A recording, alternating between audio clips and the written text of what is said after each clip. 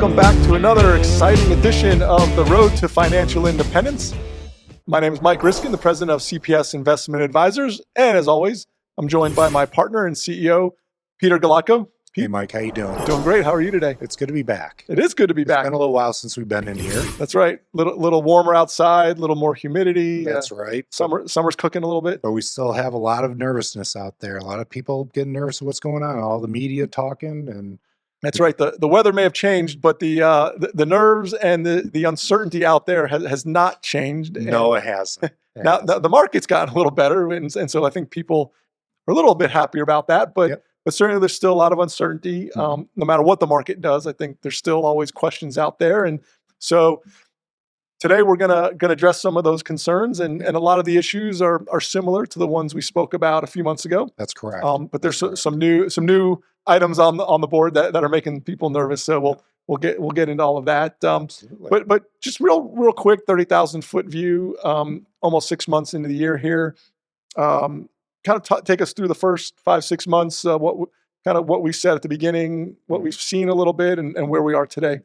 Well, one thing we knew before this year started, we had a president coming in that half the country didn't like, and didn't like him a lot. Right. And it's not like they just didn't like him; they didn't like him a lot. And what we also saw, in the past 8 years, the media is also against him too. So what I saw happening is when the policies that he starts rolling out start hitting the ground, there's going to be a lot of opposition. And that's what we saw. So, we got opposition on tariffs. That came out. And really, one of the largest decreases in the market came out when the tariffs were announced. We hadn't even put them into place. That's right, yeah. So we had all this uncertainty and people making moves in their investments and in their lives over something that hadn't even been rolled out yet. And I keep telling everybody, we have a president that stands up on a bully pulpit. That's how he negotiates. And he wants to go out and get this when he'd be happy to get something smaller. And if you're not watching, just listening, he goes out there and asks for the world. That's right. And he just wants something a lot smaller. And when the countries come and renegotiate, get that lot, everybody's happy. So that's the way he operates. And at the last podcast we talked about, to get countries to do things that are better for America, stop the fentanyl, even our trade. We only have two options. We can either bomb them into submission, or we can use our economic strength to even the playing field. And I think using our economic strength to do that was the right option. Yeah, certainly. I think we saw that over the years. A lot of politicians love to talk. I think if that's the one thing they do well, is talk, talk. And even though they make certain threats, so to speak, a lot of times nothing actually happens. That's correct. And I think this time around, the way he was speaking and posturing, so to speak, is like, well, he's actually going to do this. Yep. And so that actually brings some change about. It does. And we'll see what the final result of the change is. Correct. But at least it creates some dialogue. Yeah. And what it did was the tariffs brought other countries back to the table to negotiate. And that's really what we were trying to do. And it seems like the tariff question and issues are behind us. It certainly settled down a bit. Yeah. And I think I remember telling everybody on our last podcast, the next thing is going to be taxes. That's right. You did say that. Big, beautiful bill. And, there was a lot of opposition to that. Now, I read it. I'm not crazy about all of it. Yeah, I think there's definitely some concerns. But there is one thing that if we don't pass it, will have a detrimental effect on our economy and people's investments. And that's the tax bill. That tax bill is sunsetting this year. Right. And if they don't pass that bill, then our taxes immediately go up. When our economy runs on the velocity of money, if you have everybody at work and they're spending their money, the velocity is pretty good. If you raise taxes and people start losing their job, our economy is going to suffer, and the tax receipts are going to suffer. A lot of people are told that the only way we increase income tax revenue in our country is to raise taxes.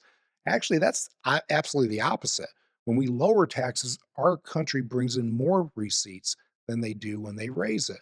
Because when they raise it, people start losing their jobs. Uh, you're wealthy, don't want to make less money, so they're Right. going to work a little harder. Right. And for with less people, when they lower their taxes, they can hire more people on to help them out. So, there's an economic impact in getting taxes to raise. The other stuff, I think we're just gonna have to get through it. Is it devastating to our country? No, I don't think anything in the bill is devastating to our country, except if this doesn't get passed, the taxes don't go through, that will be Yeah, devastating. definitely be a big Yeah. tax increase. I think one of the key features that's of concern is the idea. The CBO came out and said that this would increase the deficit by 3 to 5 trillion over 10 years, and there's a lot of from the administration. There's a lot of assumptions being made on on revenue side, and so I'm so glad you brought the it's CBO you up. know I think that's where a lot of people's concerns are because one of the main reasons I think Trump got elected and the whole Musk thing and Doge was the idea that we were going to clean up government, we're going to lower waste, and also try to balance this budget. Having this tax decrease or keeping the taxes in place is just gonna be good for our economy. Yeah. That's what it is. Okay. Yeah. And like you said, the velocity of money is key here. Um, the idea with the tax bill is hopefully keep those tax rates where they're at. Yep. I was hoping that they would eliminate the tax on Social Security. I think that would be a boom to our Yeah. economy. Especially with on, at least at a minimum on folks that make under a certain amount. If they eliminated it all over, those people would take that money and spend it. Yeah. And that would go back into the economy. We'd have to hire more people. We'd have to pay more wages. Wages would go up. Uh, But, they're giving them a tax break on it. But, taxing that, not taxing that probably would be a really good Sure. idea. I was hoping that would go through. And that's one that's always driven me nuts. It's you've already that's money you've already been taxed on. It's a tax on a tax. That's So a tax on a it's tax. definitely a double You're tax. But absolutely anyway, right. so all that leads into we talked about you hit on employment Mhm. and business owners more money in their pockets. We certainly know this when we're trying to grow. If our bottom line is a little bit nicer, we'll look to hire on staff to help us grow. Talk about the employment situation in the U.S. That's to me that's one of the biggest indicators of are we going into a recession or not. Okay. So our unemployment's around 4.2%. And if you look back in history, to get it, the periods of time that it was this low was right before 2020, 2019, and 1970. Okay. Unemployment's at one of the lowest peaks, lowest troughs we've had, Yeah. and inflation is staying down. So what we're seeing now is increase in earnings is outpacing inflation. If you go back to 3 or 4 years ago, when we saw the inflation go up, people's wages went up, but not even close to the percentage that inflation went Right. up. Their actual earning power Their went down. earning power went down dramatically. Yeah. We're starting to see that turn around. Now the earning power is getting better than inflation. And our labor force our participation rate is at about 63%. Right. Is not bad. It's not the peak of the early 2000s during the tech bubble, but if you look back through history, we've got a good participation rate right now, and that bodes well for our economy. Right. And people don't feel that. They turn the TV on or they listen to this stuff going on, and I'll be honest with you, you turn the news on, you're not going to be told the truth. You're gonna be told something that maybe resembles the truth, but you really got to dig deep to Yeah. see what's going on. So I tell people, turn your TV off, get out of the house and walk around and see what's going on in your community. Well, I think the problem is if you do watch the news, you don't want to leave the house because you're so scared about what's going to That's happen right. out there. That's right. There are a lot of problems in our country, but if you take a look at what's going on, this is where the world is jealous of America because we're doing extremely well. But we don't feel that because all the negativity that we have going on around us. Yeah. I thought that we would have a decrease in the market. The first was tariffs, and I said, well, the next thing that's going to come up is taxes. And when that started to roll out, there was a lot of pushback. Well, now we've got this Iran thing. Yeah. The public is finicky, or Yeah. the news is finicky. They're going to go after what is going to scare you the Yeah, it's most. the headline du jour. So that's a good segue as we we morph from the employment sector. What else is going out there? What are some headwinds? Maybe I'll say headwinds for the market, but we talk about geopolitics, and while it is certainly a scary situation over there, is this really a headwind for the U.S. equity market? No, No, no. The only way this will be a headwind for the U.S. equity market is if somehow they close some of the straits, like the Strait of where Hormuz. Yeah, right, where we have a lot of their world's oil coming through. Okay, they could do that, but here's the reality of it: they don't have anybody backing them. So China's one of the largest buyer of their oil. They're not coming to their rescue, right. and neither is Russia. They realize Yeah, that, they got their own problems. the whole world doesn't like Iran. So I'm not sure they're going to have the ability to close that, because that's going to upset the world, and I think the world's going to take a posture on it. And you see that, they don't have a strong military. They don't have an air force.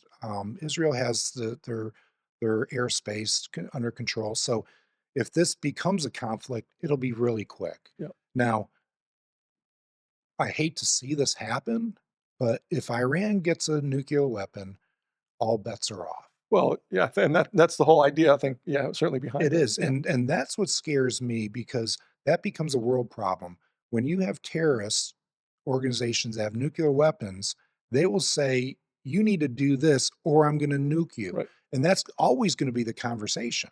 Yeah. And we can't allow that to Yeah, happen. and that would certainly be something that would highly rattle the markets. It would highly rattle the world. Yeah, Yeah, yeah, not only just the markets yep, would be affected. Yeah, when you're on your heels the entire time right, thinking that these radical people are going to drop a nuclear weapon on you, yeah, that becomes pretty scary. mm, But in the reality of it, we're sitting here in America, far away from what's going on. We have no investment in Iran. right, Iran does. We don't buy a lot from Iran. They don't buy a lot from us. It's really a I hate to say nothing burger right. Well, and for I, our economy. right, and it's, I mean, let's face it, it's all about the oil. It's all about the oil. And That's it. and I think the world, uh, the world markets for oil. This is not the 1970s, where something like this would have created a much larger shock. Yeah, Yes, oil's risen a bit, 5-6%, but nothing like we would have seen back in the 70s. So the dynamics are way different. they are. So They're and I think that would be that is the story. But I think so far we've seen that while it's gone up, it's been a bit mooted. So two other themes we've seen. Well, there's been a few other themes, but two other themes we've seen this year: inflation. Let's talk a little about that, Well, and interest rates. Yeah, inflation still continues to stay low, right. and that is good. I think we're still in the twos the Yep, last the couple twos. readings. Yeah, Yep, and that's nice because wages are going up faster than inflation, right. Yep. and that should give some families a little bit more resources. Mhm. So as long as we can keep inflation down, that's going to be good. Now, interest rates are another animal altogether, and they kind of blend with interest rates or with inflation. But interest rates, the only option our government has to bail us out of a financial crisis is the lower interest rates. Now we become greedy. Right. We want interest rates to be 2-3%, and we have generations that have been able to get two three Yeah. percent interest rates. Now they're 6-7%. Right. I don't think, even if we get some relief in interest rates, they're going to go back down to where they were before, Yeah. because we don't have an economic Right, crisis right and now. and the bad part is it would take a huge financial Oh, crisis to get yeah. to the, and I'm not sure we want. Unemployment would have to Yeah, skyrocket. yeah, I don't. People would be losing their jobs. Oh, yeah, it would be horrible. We Yeah, don't want to get back there. The reality of it is your interest rates are probably going to be somewhere between 5 and 7%. right. Yeah, Okay. And if you're out there looking to buy a house, buy the house. Buy a house you can afford at this interest rate, right. and hope one day, and it's going to happen, we're going to have another financial crisis. You can refinance at Right. that point in time. When I bought my first house, it was 7%, Right. and I was happy to get that.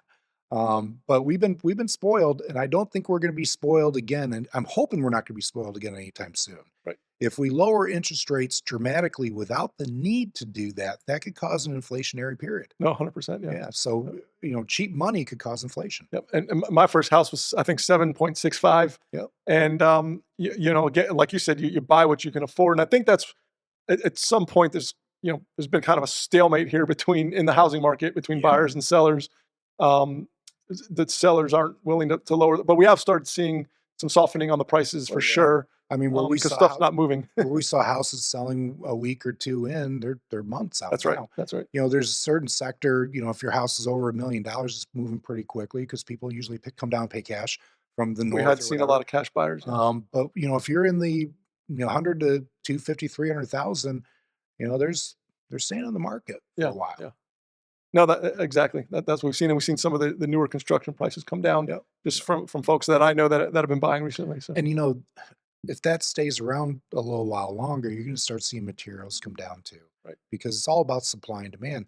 If you're not building a lot of houses, you can't charge the premium prices on the materials. So it's pretty bad right now, but it could kind of even itself out in the long run. yeah, and the housing market's always, especially in Florida, we tend to really ride those highs pretty well. Yeah. The lows come harsh as well. So Yes, they do. and even some hearsay of local businesses that I talk to that are in the industry that had massive backlogs. That those backlogs are being severely cut. Yep. You're And so absolutely those are some indicators that a lot of the activity is dropping off a bit. But if you take a look at the country in general, real estate's not doing very well. You've got a lot of states in the north that people are leaving. Yeah. People are looking for states that don't have the state income tax because their money's not going as far. Right. So, the states that don't have income taxes, we're seeing more people moving in, which causing real estate problems. And real estate's cyclical. That'll fix itself Right. eventually. Yeah, and then not to get too deep in the weeds, but the commercial real estate side, we could be people always ask, "Oh, is there a bubble out there? Where's the da da da da?" And some clients have asked, are we investing in real estate or the yields on No, there's those? a bubble. There's a big There's- so Explain a to little bit about why so maybe that might be. to understand commercial real estate, it's much different than residential real estate. Right. You can go out and buy a house and get a 30-year fixed mortgage, and you pay the same payment for 30 years, and you pay it off. Very predictable. Right. In commercial real estate, it's not like that. When you get a commercial loan, it's usually a 3 to 5 year balloon. So when you buy the building, you pay 3 to 5 years, and then you got to go refinance it. Now, if you take a look at where the interest rates were 3 to 5 years ago, they're a lot lower. Right. And what we're seeing now is when those mortgages balloon, they're at 8 to 9%. Right. And if it's a rental building, now all of a sudden you're not bringing enough rent to cover the mortgage, and there's a lot of this failing. Right. So yeah, there's a bubble, and also with the amount of people moving out of the north down to the south, out of the states that have high income tax, you're going to start seeing that there's going to be a lot of vacancies because businesses are even moving in. Right. So this commercial real estate could be a problem for a little while, A little bit, yeah. next 4 or So 5 years. it gets cleaned up. Yeah. Yep. Yep. And they got to get back into the comfort of having a 8 or 9% mortgage. Right. And that's going to be tough. Which they certainly, 3 years ago when you were folks that were buying commercial real estate, in no way, shape, or form were predicting. Okay, I need to be careful in case the rates go up to 9%. That's That was right. not in the conversation. When they locked in the rental rate, they didn't take that in consideration. Right. Now they may be underwater just every month. Right. And I'm seeing a lot of Oh that. yeah, no, and we've seen a lot of it. I think that's why I thought it was important to bring up, some areas of concern in certain sectors of the market. Oh yeah, absolutely. So there's places you want to stay away, and if you're still a little concerned about what's going on in with our government, and you shouldn't be because the government really doesn't do anything with our private sector. They don't run our economy. They just make people nervous. It's you and I that run our economy. It's how we spend money. So if you turn on the TV and you get scared, you're probably not going to spend money.